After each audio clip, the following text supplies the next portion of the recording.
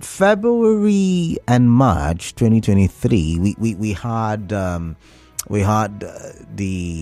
elections, the presidential, National Assembly elections, and the governorship, state houses of assembly elections. And it's really been a source of conversation. Some people have been talking about the politicians, the political parties, the candidates. I mean, the candidates have been a source of conversation, national debate, even international debate in some quarters. For instance, the BBC did a piece. Even what's the name of that station in America? I can't remember now, but they also wrote an article on that. So it's been a source of international conversation as well. However, one party to this issue that has not been talked about, or would I say one institution that is very much important to electioneering in the country, that has not really been talked about, is INEC and INEC's performances in the various elections. Now, we've talked about the parties, we've talked about the electoral process, we've talked about the Electoral Act, but not much has been said about the institution. And so we will be looking at INEC because there was an article yesterday on The Guardian talking about the credibility of INEC, and now there is a response from INEC, and I want us to look at it. So on that note, I welcome you officially to the 5 o'clock hour conversation on Hard Facts with yours truly, Kaladako Rubatabo. Time check, 14 minutes gone past the hour of 5. Okay, so yesterday on the Guardian newspaper, there was the report that had something to say about INEC losing some of its credibility, because about 94% of elections that held in the country were in courts. However,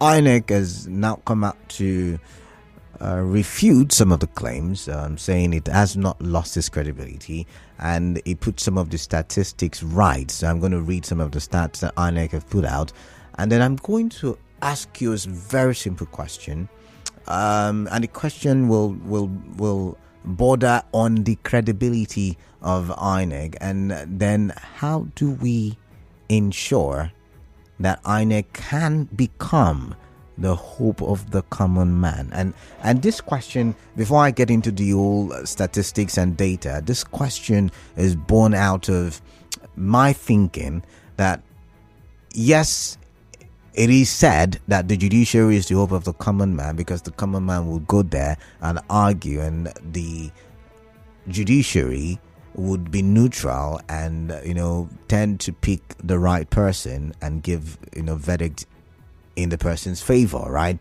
However, when it comes to Nigeria, we've constantly said that leadership is the problem.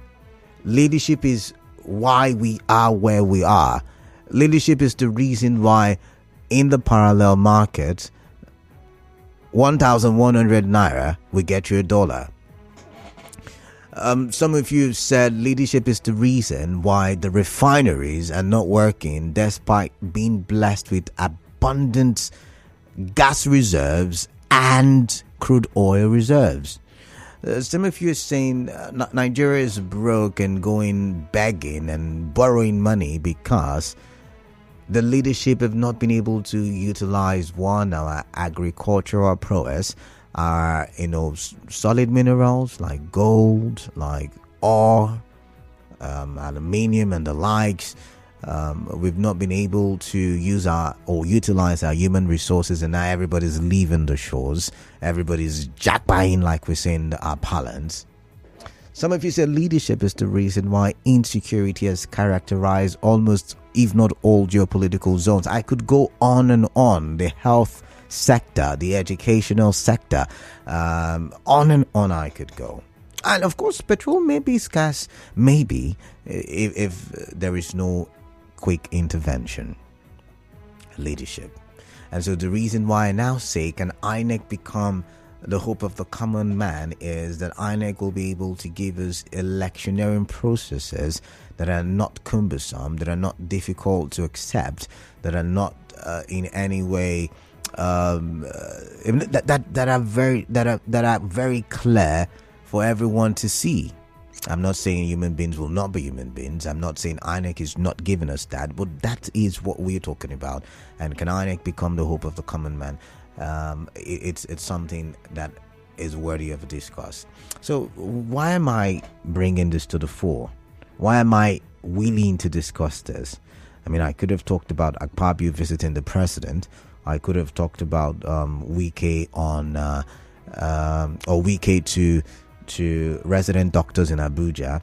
I could have talked about other issues, but this one really struck me, and I said, you know what? Let's do this. Let's talk, and let's talk for development.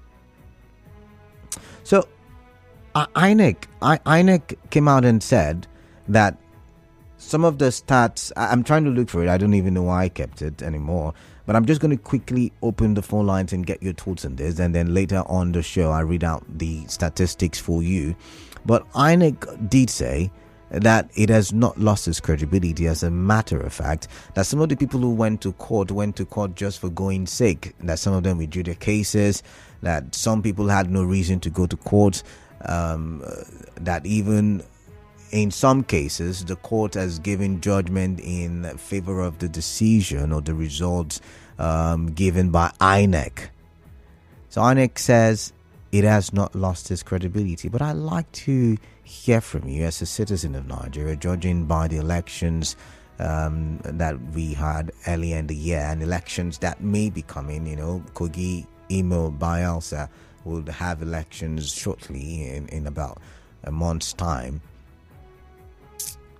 How can I know a lot of you like to dwell on the problems, but I don't like that. I like to think solutions, and I hope we can think solutions. And that's why I always say on the show, I know it's becoming a sing-song, but I always say on the show that I prefer conversations for development and not conversations that would tear down the society.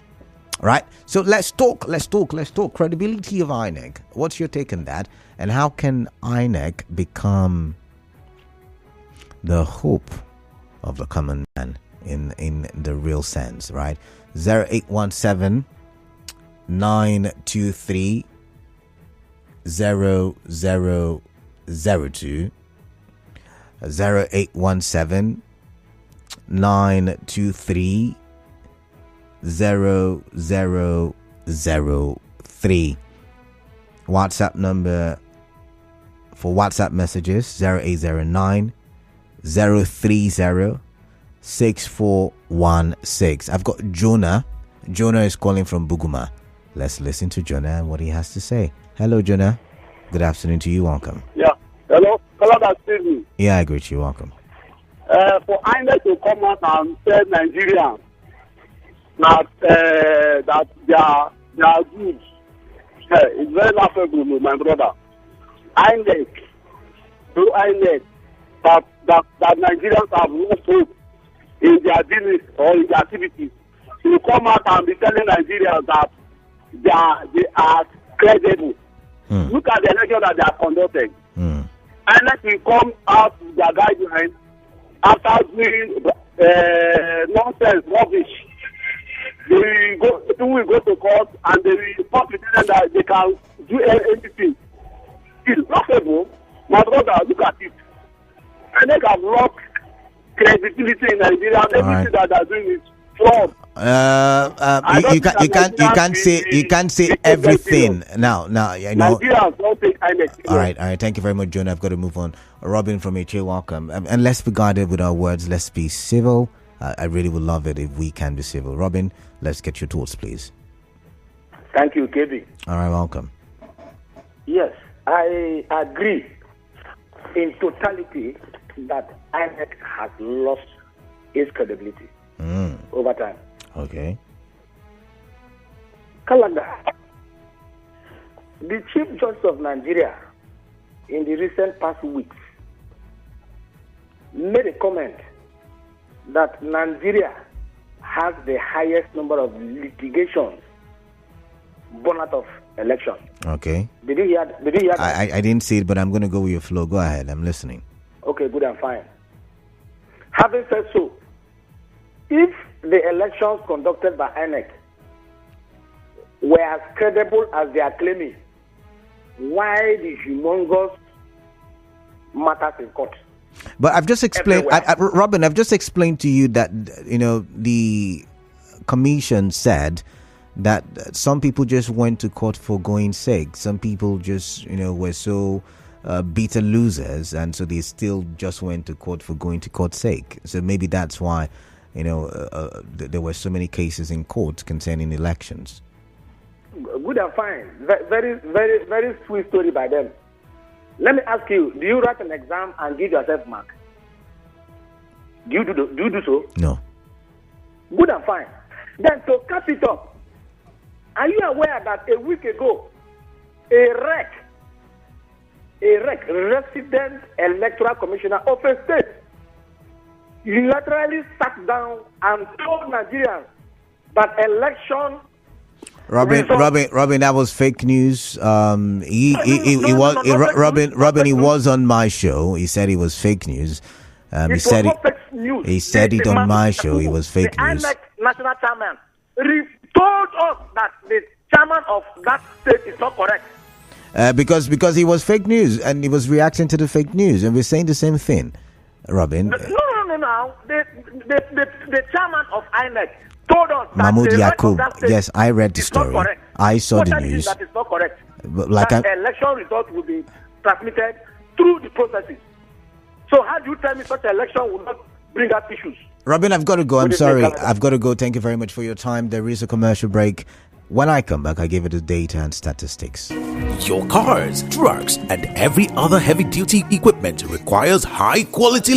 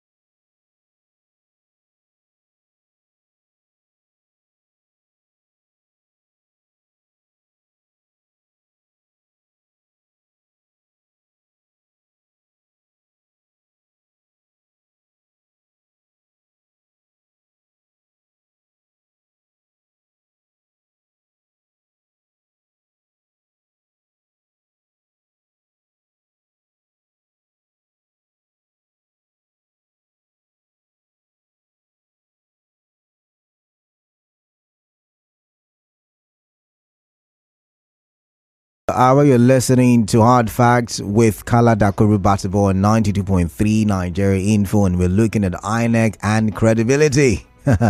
Yesterday, a report on The Guardian said they lost credibility due to the fact that 94% of elections held this year went to court.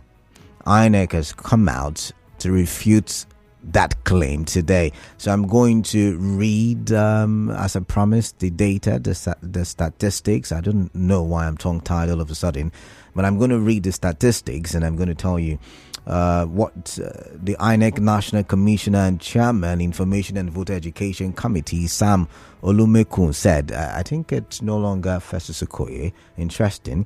And so he said some things today, and I'm going to quote, INEC's credibility sinks. Okay. This is okay. This is it now. Forgive me. I'm trying to get to quote from the very beginning. He said, on the contrary, elections were conducted in 1,491 constituencies across the country, made up of 1 presidential, 28 governorship, 109 senatorial, 360 House of Representatives, and 993 State Assembly constituencies, as against what was published yesterday, that INEC held elections in more constituencies across the country and only in 28 states as against 36 states. INEC also clarified that elections were not conducted in 1,280 constituencies. Similarly, the claim that state assembly elections were held in only 28 states of the country is made on lazy assumption that no such elections were held in the 8 states of the Federation where executive elections are held off-cycle. As every attentive Nigerian knows, the tenure of legislators is tied to the legislative houses, which is a fixed term of 4 years from the date the assembly is inaugurated, unlike the term of the office of the executive, which begins from the date they take the oath of office, he said. Olumeko also faulted the report, blaming the pre-election cases arising from the conduct of primary elections by political parties on INEC. He said those were intra-party cases involving party members in which they joined INEC and seek for reliefs binding on it, even as INEC does not conduct primaries for political parties. Thirdly, in pursuit of their right under the law, many litigants in Nigeria unfortunately fight election petitions over the most improbable cases and later withdraw them, or they are dismissed by the tribunals. If the report had taken time to analyze the outcome of the cases decided so far by the tribunals, it would have discovered that out of 1,196 petitions, 712 were dismissed and 179 withdrawn. This means that in 891 cases, that's 74.4%, the tribunals found no merit in the petitions and affirmed the result of the elections conducted by INEC. It is surprising how the mere filing of petitions constitute a blot on the integrity of the recent elections conducted by INEC, when in fact they constitute an integral part of the democratic process, he said. All right, so, he has defended, he said, the statistics given by the editorial of The Guardian, yesterday's publication, where it said 94% of electoral processes were in court. He said it's not true. We gave the statistics there, and how I can summarize it is that majority of the people who went to court for going sake, and that the court has been able to affirm INEC's decisions in most of the electoral processes. However, I'd like to get your thoughts on this. Do you agree that INEC has lost its credibility, yes or no? But the main issue for me, the main question for me is, how can INEC become the hope of the common man going forward in future electoral cycles? And you see, it's good we need to start preparing, because the politicians are already preparing. The politicians are already geared up. The politicians are already thinking 2027. we need to start preparing, and we also need to use the off-cycle elections, the ones that will happen next month, the ones that will happen next year, to begin to prepare and begin to ensure that INEC becomes an institution that is so strong that strong individuals can no longer bend, if at all they have been bending, the institution called the Independent National Electoral Commission. I'd like to hear from you. 0817-923-0002 and 0817-923-0003. And WhatsApp messages, you go to the number 0809-030-6416. This one says, good evening, Kalada. My name is Lezo. INEC, in my opinion, has lost its credibility. The numerously incident court cases after elections in the country is a testament to this fact. And I don't think people just go to courts to amuse themselves. The essence is to seek redress for inequalities. We need a breath of fresh air. As Nigerians, we can afford to be complacent in matters of national interest. Our future as a nation depends on it. That's my take on the issue. I've got Jude from Omuma. Jude, greetings. Welcome on the show. Has INEC lost credibility? Yeah, that's the question. For me, the answer is yes. If at all they ever had credibility. All right. If they had, they have lost it. Okay. So how do we make them become credible, and how do we ensure that they become formidable, so to say? For me, to make them credible is unless they are punished for what they have done to Nigeria. The law has to catch up with them, prosecute them, and then they can learn a lesson. In the political parties in power in states in Nigeria, when they go into massive rigging, you know what they tell you? Go to court. And what does INEC do? Watch them. INEC will tell you, well, we are not the police. We have done our bit. Now, look at Obon Efanga that was in Rivers State here, now in Bayelsa. The Bayelsa people had better watched it. He told us election results will be transmitted from the unit to IRIV. That's what he said. Yeah. In Rivers State, he's repeating same again in Bayelsa. Was the election results transmitted from the polling units to the IRIV at a stipulated time? Because I watched it, I observed the election very well. The results were not transmitted from the unit to the IRIV. Let me tell you what happened. So, when the results from the units that are supposed to be transmitted to IRIV, that were never transmitted, at a given time, the same INEC personnel had to go to the results, and in some cases appeared by 2 a.m. with the result sheets that were now transmitted to the IRIV. Why some at the collection center, at the local government headquarters? All right, summarize. I've got to go now. INEC is our problem. Okay. They are our problem, bunch of problems. Let the law catch up with them. All right, thank you very much. Thank you very much. I've got to go. Thank you very much. INEC that can give us credible election. All right, thank you very much. I've got to go now. Thank you very much for your time.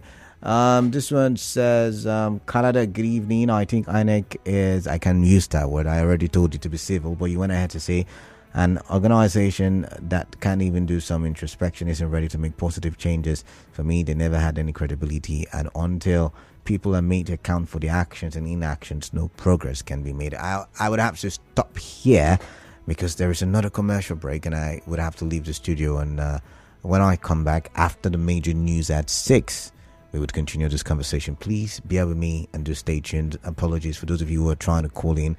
Apologies, bear with me. When I come back, we'll continue. Remember, this is Hard Facts on 92.3 Nigerian Info.